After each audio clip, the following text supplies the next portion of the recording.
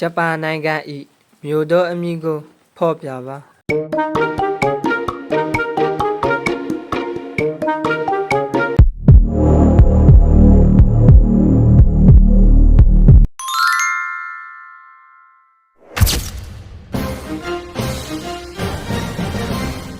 တောင်ကိုရီးယားနိုင်ငံ၏မြို့တော်အမည်ကိုဖော်ပြပါမ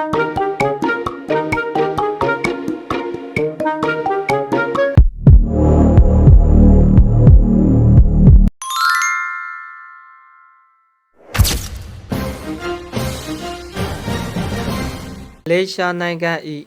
မြို့တော်အမည်ကိုဖော်ပြပါ